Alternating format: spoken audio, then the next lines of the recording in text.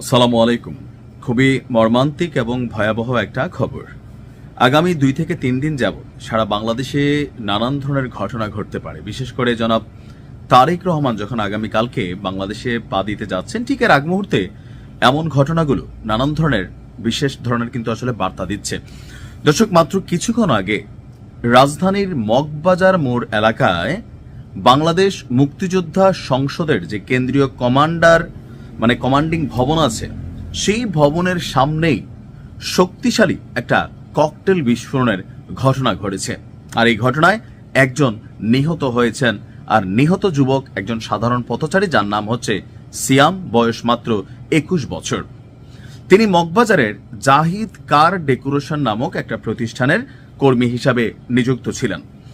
রাত 7:10 দিকে মগবাজার ফ্লাইওভারের উপর থেকে নিচের সড়কে একজন দুর্বৃত্তকারী এই হাতবোমা বা হাত থেকে ককটেলটি নিক্ষেপ করে, আর এতে এই বিস্ফোরণের ঘটনাটি ঘটেছে।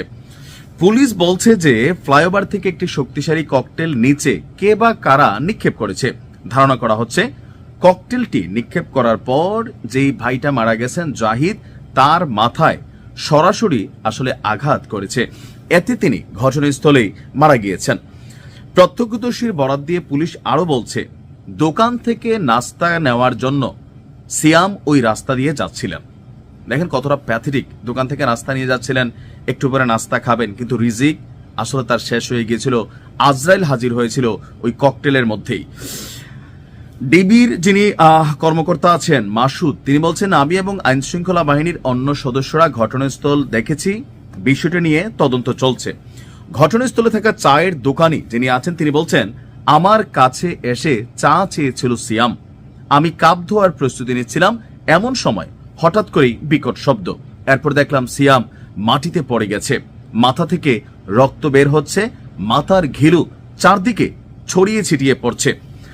সরজমিনে দেখা যায় বাংলাদেশ মুক্তিযোদ্ধা সংসদ কেন্দ্রীয় কমান্ড এবং মগবাজার জাতীয় চার্চ পরিষদের সামনের সড়কে ফারুক টি স্টল নামক একটি চায়ের দোকানের পাশেই ককটেলটিকে নিক্ষেপ করা হয়। কে ভাই তুমি? কেন এই কাজ করলা? কার কথায় এই কাজ করলা?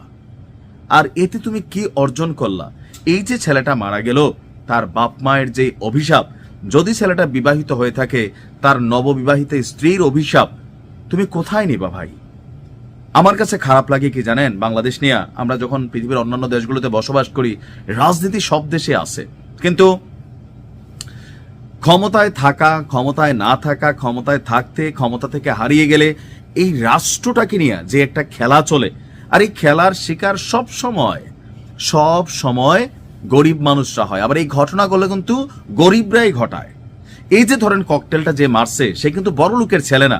আপনি ধনাঢ্য পরিবারের কাউকে 5 লাখ 50 লাখ টাকা দিয়েও এই ঘটনা ঘটাইতে পারবেন না। আমরা যারা আছি মধ্যবিত্ত, দরিদ্র, গরিব, 500, 1000, 5000, 10,000 দিলেই আমরা এরকম ঘটনা ঘটাই দিতেছি। নিজেরাই নিজেদের জীবন নিয়ে খেলাধুলা করতেছি। আর এতে রাজনীতির কি অর্জন হয়? জনাব তারেক রহমানের দেশে ফেরাকে ঘিরে পুলিশ সর্বোচ্চ সতর্ক অবস্থায় রয়েছে, নিরাপত্তা দিচ্ছে। কিন্তু আসলে কি সব দিকে এভাবে নিরাপত্তা দেওয়া সম্ভব? সারা ঢাকা শহর কি সিসিটিভির ক্যামেরার আওতায় আছে? ঘটনাস্থল হচ্ছে 300 ফিট, কিন্তু এখন আশেপাশে এই ধরনের ঘটনাও তো রাষ্ট্রকে অস্থিতিশীল করে। তবে আমরা মনে করি গুরুত্বপূর্ণ কিছু স্থানে সিসিটিভি নজরদারি আরেকটু বাড়ানো দরকার, যেন বিষয়গুলোকে আইডেন্টিফাই করা যায়। যে বা যারা এই ঘটনা ঘটিয়েছে তার দৃষ্টান্তমূলক বিচার, শাস্তি দাবি করছি। ভালো থাকুন।